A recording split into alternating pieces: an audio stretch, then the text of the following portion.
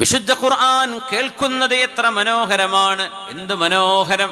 ഖുർആന്റെ പാരായണങ്ങൾ ഇങ്ങനെ എത്ര മനോഹരമായ കാര്യങ്ങളുണ്ടെന്ന് യൂട്യൂബിലും മറ്റൊക്കെ ഓപ്പൺ ചെയ്താൽ മതി. നല്ല ഖുർആൻ, നല്ല റെസൈറ്റേഷൻ അടിച്ചു കൊടുത്ത ഇഷ്ടം പോലെ. എന്ത് മനോഹരം! ചെറിയ ചെറുപ്പക്കാര് കുട്ടികളുണ്ട്, നല്ല ചെറുപ്പക്കാർ.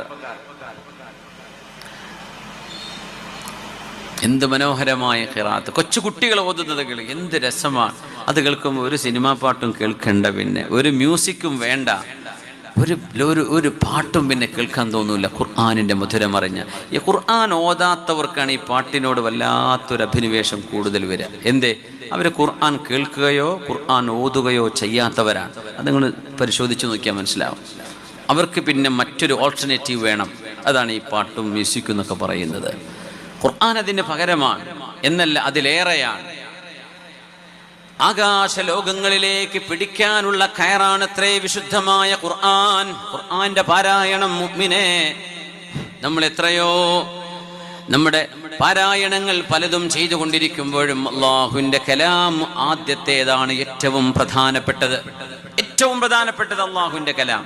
അത് കഴിഞ്ഞിട്ടാണ് ബാക്കി നമ്മുടെ എല്ലാ വിർദുകളും മറ്റു എല്ലാ സംഗതികളും ഒക്കെ വരുന്നത്. അതുകൊണ്ട് അല്ലാഹുവിന്റെ കലാം നമുക്ക് ഒന്നും മനസ്സിലായില്ലെങ്കിൽ തന്നെയും അത് ഓതുന്നത് മധുരമാണ്. ഖുർആൻ ഓതുന്നവർക്കത് സാക്ഷിയാണ്. സൂറത്തുൽ ബഖറയും ആല ഇംറാനും നിങ്ങൾ ഓതേണമേ. ഫഇന്നഹുമാ തഅതിയാനിക ഗയായതൈനി, രണ്ട് മഹാമേഘപടലങ്ങൾ പോലെ ഖിയാമത്തിന്റെ ചൂടിൽ സൂറത്തുൽ ബഖറയും ആല ഇംറാനും വന്ന് തണൽ വിരിച്ചു കൊടുക്കും. അത് ഓതിക്കൊണ്ടിരുന്ന ആളുകൾക്ക് വേണ്ടി. ഖബറിൽ കിടക്കുമ്പോൾ അദാബ് വരുമ്പോൾ ഖുർആൻ അവിടെ എഴുന്നേറ്റ് നിന്നുകൊണ്ട് പറയും, എനിക്ക് വേണ്ടി ഉറക്കൊഴിച്ച ആളാണിത്, എന്നെയും കൊണ്ട് നിന്ന് നിസ്കരിച്ച ആളാണിത്, അല്ലാഹുവേ തുടരുത്. ഖുർആൻ സാക്ഷിയാണ്, ഹുജ്ജത്താണ്. ഇന്ന ഖൗമി ഇത്തഖദൂ ഹാദൽ ഖുർആന മഹ്ജൂറാ വഖാല റസൂൽ. അല്ലാഹുവിന്റെ പ്രവാചകരെ പറയുന്ന ഒരു നേരമുണ്ട്, റബ്ബേ എൻ്റെ ആളുകൾക്ക് വായിക്കാൻ ഖുർആൻ അല്ലാത്ത എല്ലാം അവർ വായിക്കുന്നുണ്ട്, ഖുർആൻ അവർ ഓതുന്നില്ല റബ്ബേ, അവർ ഖുർആൻ ഓതിയില്ല എന്ന് പുണ്യനബി റബ്ബിനോട് പരാതി പറയുമ്പോൾ അത് നമ്മെക്കുറിച്ചായി പോകരുത്. وقال الرسول إن قوم اتخذوا هذا القرآن مهجورا. റമളാൻ വരുമ്പോഴേ എടുത്തു നോക്കുന്നുള്ളൂ, അതുവരെ ഖുർആൻ ഉപേക്ഷിക്കപ്പെട്ടത്. മഹ്ജൂർ, പൊടി പിടിച്ച് കിടക്കുകയാണ്, തുറന്നു നോക്കാൻ ആളില്ല. വാട്സപ്പ് മുഴുവൻ നോക്കും, ഫേസ്ബുക്ക് മുഴുവൻ വായിക്കും, ഇൻസ്റ്റാഗ്രാമും നോക്കും, പിന്നെന്താ നോക്കാനുള്ളത്? ബാക്കി സോഷ്യൽ മീഡിയയിലൊക്കെ കയറി ഇറങ്ങും. യൂട്യൂബിൽ കയറിയാൽ പിന്നെ ഇറങ്ങിപ്പോരാൻ നേരം കിട്ടുമോ? ഇങ്ങനത്തെ ഒരു ലോകത്ത് നമ്മൾ ജീവിക്കുമ്പോൾ അല്ലാഹുവിൻ്റെ കലാം മറന്നു പോവല്ലേ. ഇത് നമുക്കൊരു ഉപദേശകനാണ്, ഇതൊരു ഉപദേശകനാണ്. ഹിയ ദുനിയാ തഖൂലു ബിമിൽഇ ഫീഹാ ഹദാരി ഹദാരി മിൻ ബത്ശി വഫത്കി ഫലാ യഗ്റുറുകും മിന്നി ബിതിസാമു ഫഖൗലി മുൽഹികുൻ വൽ ഫിഅലു മുബ്കി. നമ്മുടെ മുമ്പിലുള്ള സംഗതികളെ ഇപ്പം നമ്മളെ ഏറ്റവും കൂടുതൽ ബിസിയാക്കുന്ന ഒരു പക്ഷേ പത്രമായിരിക്കാം. അത് ഓൺലൈൻ ഓഫ്ലൈൻ പത്രങ്ങൾ ഒക്കെ, പിന്നെ ഫേസ്ബുക്ക്, പിന്നെ ഇൻസ്റ്റഗ്രാം, പിന്നെ നമ്മുടെ വാട്സപ്പ് സംഭവങ്ങൾ, അതുപോലെ ട്വിറ്റർ. ഇങ്ങനെ സോഷ്യൽ മീഡിയയുമായി ബന്ധപ്പെട്ട ഒരു ലോകത്ത് ഡാറ്റ ഒക്കെ ഉണ്ടെങ്കിൽ പിന്നെ ആളുകൾ അതിൻ്റെ പിന്നാലെയാണ്. ഇത് നന്മയ്ക്ക് വേണ്ടി ഉപയോഗിക്കുന്നവരുണ്ട് കേട്ടോ, വാഴ്ദ കേൾക്കാനും ഖുർആൻ കേൾക്കാനും നല്ലത് കാണാനും, ഇതൊന്നും കുഴപ്പമില്ലേ. പഠിക്കാൻ വേണ്ടി ഉപയോഗിക്കുന്നത് വണ്ടർഫുൾ, ഒക്കെ വളരെ ഉപകാരപ്രദമാണ്. പക്ഷേ ഏറിയ കൂറും തിന്മയുടെ വഴിയിൽ ഇങ്ങനെ വലിക്കാൻ വേണ്ടാന്ന് വിചാരിച്ച ഒരാൾ, ഞാൻ ഇനി ഹറാമ് നോക്കില്ല എന്ന് തീരുമാനിച്ച ഒരാളുടെ മുമ്പിലേക്ക് ഒരു പിക്ചർ വരുമ്പോഴേക്കും അതിലേക്ക് ടാപ്പ് ചെയ്ത് കഴിഞ്ഞു, അങ്ങനെ കയറിപ്പോയിരിക്കുകയാണ്. സുബ്ഹാനല്ലാഹ്. ഹിയ ദുനിയാ തഖൂലു ബിമിൽഇ ഫീഹാ. ഇതാണ് ലോകം. ഈ ലോകം അതിന്റെ വായ നിറയെ വായ കൊണ്ട് പറയുന്നു, ഹദാരി ഹദാരി മിൻ ബത്ശി വഫത്കി. എന്നെ പേടിച്ചോ, എന്നെ പേടിച്ചോ.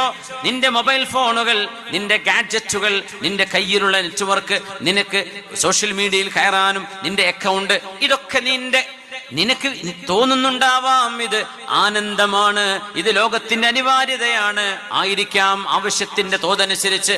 എന്നാൽ അതിൽ കാര്യങ്ങൾ വഴിവിട്ടു പോകുമ്പോൾ മിൻ ബത്ശി വഫത്കി, നിന്നെ ഞാൻ പിച്ചി ചീന്തും എന്ന് ലോകം വിളിച്ചു പറയുന്നുണ്ട്. സോഷ്യൽ മീഡിയ വിളിച്ചു പറയുന്നുണ്ട്. എത്രയോ ഖുർആൻ ഓതിയിരുന്ന ആണുങ്ങൾക്കും പെണ്ണുങ്ങൾക്കും ഖുർആൻ ഓതാൻ സമയം കിട്ടാതെ വന്നത് നമ്മൾ ഇങ്ങനെ ബിസി ആയപ്പോഴല്ലേ. അതല്ലേ ഞാൻ നിങ്ങളെ പിച്ച് ചീന്തും കേട്ടോ. നിസ്കാരം കഴിഞ്ഞ് വിത്ർ നിസ്കരിച്ച്, സുന്നത്തുകൾ നിസ്കരിച്ച്, റവാത്തിബ് നിസ്കരിച്ച്, ദിക്റുകൾ ഓതി നോക്കണേ. 33 സുബ്ഹാനല്ലാഹും 33 അൽഹംദുലില്ലാഹും 33 അല്ലാഹു അക്ബറും, സുബ്ഹാനല്ലാഹി വൽഹംദുലില്ലാഹി വലാ ഇലാഹ ഇല്ലല്ലാഹു അല്ലാഹു അക്ബർ. അത് കഴിഞ്ഞ് 10 ലാ ഇലാഹ ഇല്ലല്ലാഹും. എത്രയാണ് ഇതിന്റെ പ്രതിഫലം പുണ്യനബി പറഞ്ഞത് സല്ലല്ലാഹു അലൈഹി വസല്ലം. അത് നഷ്ടപ്പെടുത്തല്ലേ. നിസ്കാരം കഴിഞ്ഞ് ഒരായത്തുൽ കുർസി ഓതിയാൽ, ആ ആയത്തുൽ കുർസി ഫർളിന്റെ പിന്നാലെ ഓതിക്കഴിഞ്ഞാൽ ആ മനുഷ്യന് സ്വർഗത്തിൽ കടക്കുന്നതിനിടയിലുള്ള തടസ്സം മരണം മാത്രമാണത്രേ. മരിച്ചു കഴിഞ്ഞാൽ സ്വർഗമാണ്. ഫർള് നിസ്കാരത്തിന്റെ പിറകിൽ ഒരായത്തുൽ കുർസി ഓതുന്നത്. നമുക്ക് സമയമുണ്ടോ? എഴുന്നേറ്റ് ഓടല്ലേ? ഓടാൻ ഓടിയിട്ട് എന്താ ചെയ്യാനുള്ളത്? കാര്യമായിട്ടൊന്നുമില്ല, വെറുതെ അവിടുന്ന് എണീറ്റ് ഓടുക. എന്തേ? മുസല്ലയിൽ ഇരിക്കാൻ ഇബ്ലീസ് വിടൂല. വെറുതെ പോയിട്ട് അവിടെ ഇരിക്കാം. പള്ളിയിൽ നിന്നൊക്കെ ഇറങ്ങിയിട്ട് വലിയ ഉഷാറിൽ പോകണ എമർജൻസി ഹോസ്പിറ്റലിലേക്കാണ് പോണത്. ഇവിടെ അവിടെ ഇരുന്ന് സിസർ വിളിക്കാനായിരിക്കും പോകുന്നുണ്ടാവുക. വന്നതോ ലേറ്റായിട്ട് ആഖിറിൽ വരും, എണീറ്റ് പോവുകയും ചെയ്യും. എന്നിട്ട് കാര്യമായിട്ട് ഒന്ന് അവിടെ ഇരുന്ന് ഇമാമിന്റെ കൂടെ ആമീൻ പറഞ്ഞൂടെ? ചെയ്യൂല, മടിയാണ്. എന്തേന്നറിയോ? ദുനിയാവിന്റെ ഈ ഒരു ചുറ്റുപാടുകളിൽ നമ്മൾ വരിഞ്ഞു മുറുക്കപ്പെട്ടിരിക്കുകയാണ്. ലോകം വിളിച്ചു പറയുന്നുണ്ടത്രേ, എന്റെ പുഞ്ചിരി കണ്ട് നിങ്ങൾ സന്തോഷിക്കേണ്ട. നിങ്ങളുടെ സ്ക്രീനിൽ കാണുന്ന ചിരിയും തമാശയും ഫിലിമുകളും വീഡിയോസും ഇത് കണ്ടിട്ട് നിങ്ങൾ നന്മയെ കുറിച്ചല്ല പറയുന്നത്, അനാവശ്യങ്ങളും തിന്മകളും. ഇത് കാണുമ്പോൾ നിങ്ങൾക്ക് ആനന്ദമുണ്ടാകാം. എന്നെ കാണുമ്പോൾ നിങ്ങൾക്ക് ചിരി വരാം, പക്ഷേ ഞാൻ ചെയ്യുന്നത് നിങ്ങളെ കരയിപ്പിക്കുന്നതാണ്.